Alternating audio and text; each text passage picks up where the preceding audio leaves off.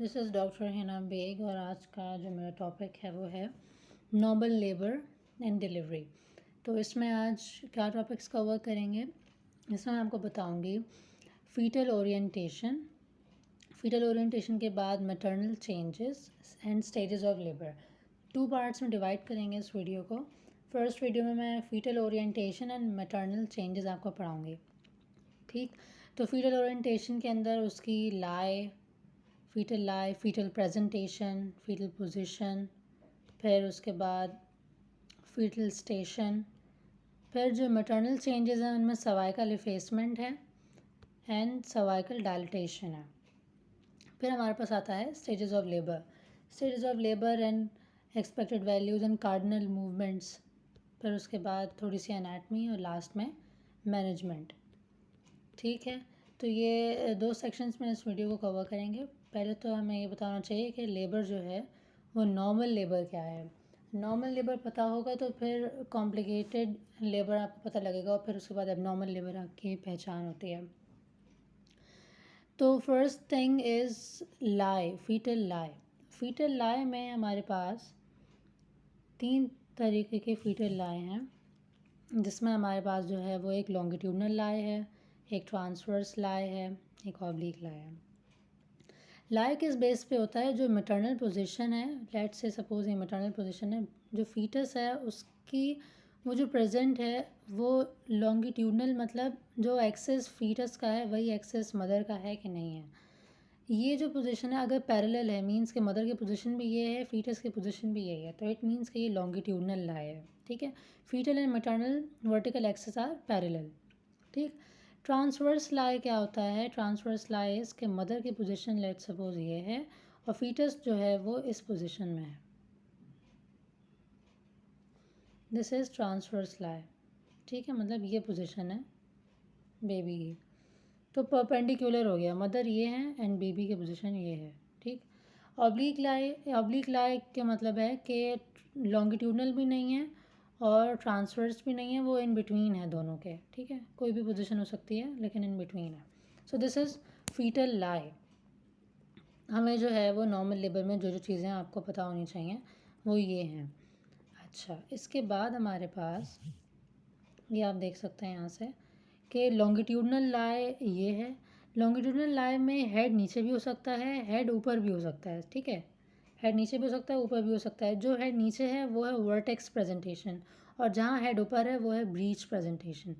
Breech presentation means कि आपके पास ये बटक्स और लेग्स वाला पोर्शन प्रेजेंटिंग पार्ट है और जो वर्टिकल है उसका मतलब है, या सिफेलिक, इसका मतलब है कि हेड जो है वो प्रेजेंटिंग पार्ट है।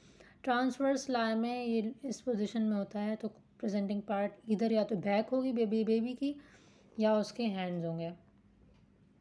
ठीक है, तो ये हमारे पास लाई का टॉपिक हो गया। नेक्स्ट है हमारे पास फीटल प्रेजेंटेशन।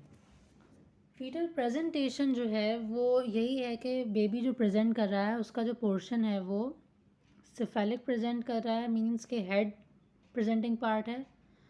फेशियल प्रेजेंटेशन में फेस की प्रेजेंटेशन है, वो कैसे होती है मैं आपको दिखाती हूँ। फेस प्रेजेंटेशन होती है ये फेस प्रेजेंटेशन है। ठीक है, ये फेस प्रेजेंटेशन है, ये ब्राउ प्रेजेंटेशन है। ठीक है, ये दोनों हेड प्रेजेंटेशंस में आते हैं। ठीक है, सिफेलिक प्रेजेंटेशन मीन्स के हेड पोर्शन प्रेजेंट हो रहा है।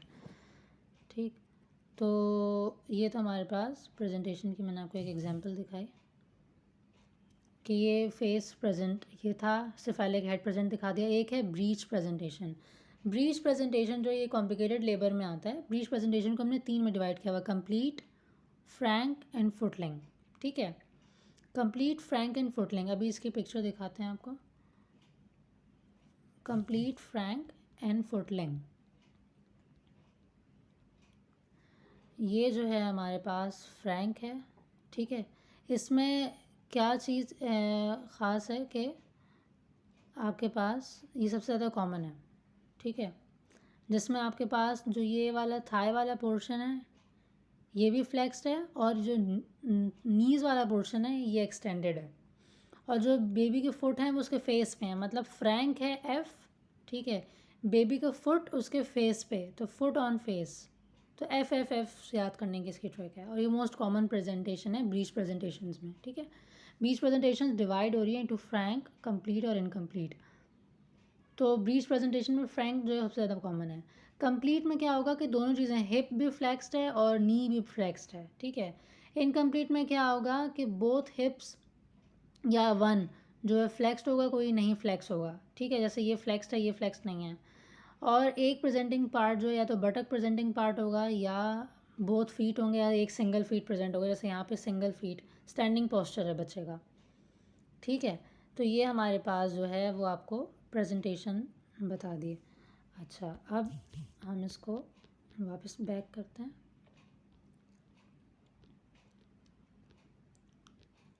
यहाँ पे हमारे पास लास्ट में हमारे पास जो है ये कंपाउंड प्रेजेंटेशन है एंड शोल्डर प्रेजेंटेशन।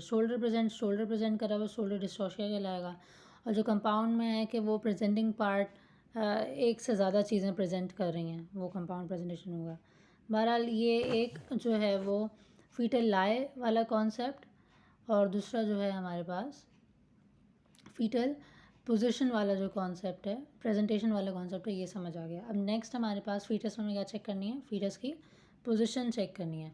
फीटस की जो पोजीशन है ना, वो इस तरीके से है कि ये आपका होल है मदर का, ठीक है। मदर का ये होल है, और बच्चा जो है वो किस तरीके से प्रेजेंट कर रहा है, सॉरी वेट अ सेकेंड। बच्चा जो है वो किस पोजीशन में आपके पास प्रेजेंट कर रहा है, दिस इज़ द होल।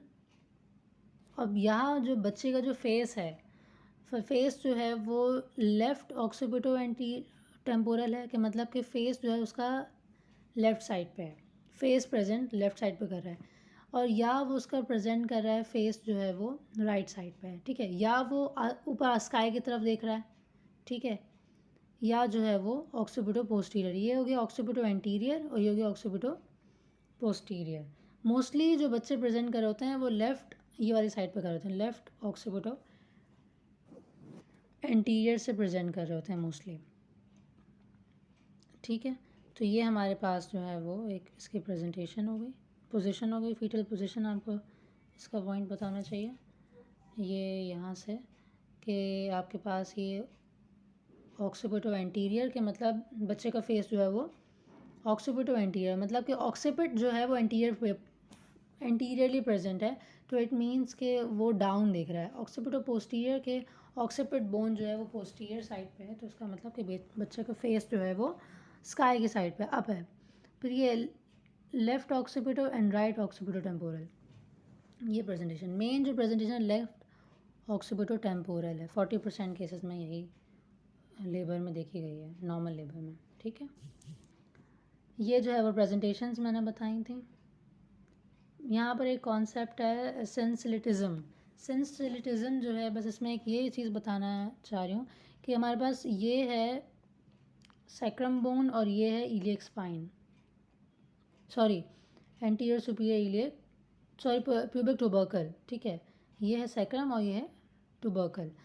अब जब हेड आता है यहाँ से बच्चा डाउन, तो उसका हेड ना तो एंटीरियर पैराइटल टच करना चाहिए इधर, ना पोस्टीरियर पैराइटल टच करना चाहिए इस तरफ। बच्चे की पोजीशन में जो उसका सेजाइटल सूचर है और जो उसका ऑक्सीपिट फ्रंटल प्लेन है, sagittal suture and occipito frontal plane, ये दोनों पैरेलल होने चाहिए, और वो इस बोन से भी टच नहीं होना चाहिए, इस बोन से भी टच नहीं चाहिए। ये बेस्ट नॉर्मल सेंसिलिटिज्म पोजीशन है। बस इसको इतना इतना ही काफ़ी है समझना। फिर हमारे पास जो है वो नेक्स्ट आती है फीटल स्टेशन, बहुत इंपॉर्टेंट चीज़ है ये। फीटल स्टेशन जो है वो डिसेंट है। डिसेंट मीन्स कि डाउन पोजीशन है फीटस की, descent of the foetal presenting part relative to the maternal ischial spine. तो मेन जो हमारे पास बेस लाइन जो हमने जिससे इसको ऊपर और नीचे इसके स्टेशंस को काउंट करना है वो इस्चियल स्पाइन है, ठीक है। इस्चियल स्पाइन पेल्विक बोन का एक प्रोमिनेंट पार्ट होता है, जो कि मिडिल पेल्विस को और पेल्विक इनलेट को बीच में जो है वो उसके ट्रांसवर्स जो उसके डायमीटर है उसको स्मॉल कर देता है, जिसकी वजह से जो कार्डिनल पोजीशंस होती हैं उनमें फ़र्क पड़ता है। 12 लोग आगे बताऊंगी।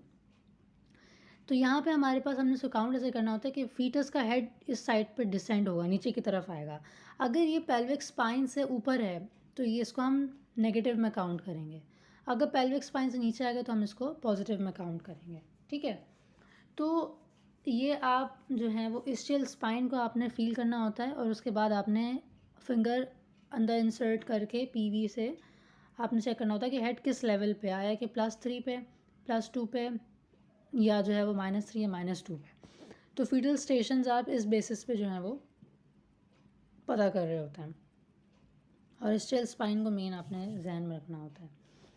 सर्वाइकल इफेसमेंट, अच्छा अब हमारे पास ये वाला जो यहाँ तक है ये ख़त्म हो गया है फीटल पार्ट, ठीक है। फीटल में जो चीज़ें हमें देखनी होती हैं, फीटल स्टेशन, इसके अलावा हमने फीटल पोजीशन के बाद फीटल प्रेजेंटेशन और फीटल लाई, ठीक है। ये सारी चीज़ें फीटस से रिलेटेड थी, मतलब कि हमारा ये वाला पार्ट जो है वो कवर हो गया, ये वाली साइड, ठीक है। अब हम आ गए हैं मैटरनल चेंजेस पर, जिसमें हम cervical dilatation and cervical effacement cover करेंगे, ठीक है। अभी हम नेक्स्ट चलते हैं। सर्वाइकल इफेसमेंट जो है उसमें आपको ये वाली बात बतानी है कि थिकनेस जो है ना, ये थिकनेस है, ये सर्विक्स की थिकनेस है, ये आहिस्ता आहिस्ता थिकनेस कम हो रही है, बिल्कुल ख़त्म हो गई है यहाँ पे, ठीक है। तो 2 सेंटीमीटर नॉर्मली इसकी थिकनेस है, इतनी थिकनेस इसकी है 2 सेंटीमीटर, ठीक है। अब ये सर्वाइकल पोर्शन 0% इफेस्ड कब होगा, जब 2 सेंटीमीटर थिकनेस है। 50% इफेस्ड मीन्स कि थिन कब हो रहा है, 50% इफेस्ड कब हुआ, जब वो 1 सेंटीमीटर रह गया। और जब बिल्कुल ही 100% इफेसमेंट कब कहलाएगी, जब आपके पास सिर्फ जो सर्विक्स है वो एक थिन मेम्ब्रेन की तरह प्रेजेंट कर रहा हो। अच्छा, अब दूसरा पॉइंट यहाँ पे ये है कि जो इफेसमेंट होती है हमारे सर्विक्स की, ये साथ साथ कोइंसाइड कर रही होती है हमारे कुछ केमिकल्स जो हम पेशेंट को दे रहे होते हैं, यानी राइपनिंग एजेंट्स मौजूद हैं।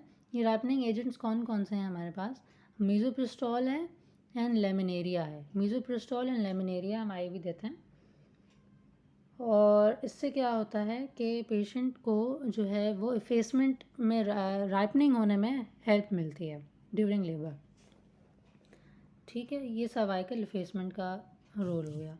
अच्छा, अब नेक्स्ट हमारे पास सर्वाइकल डायलिटेशन है।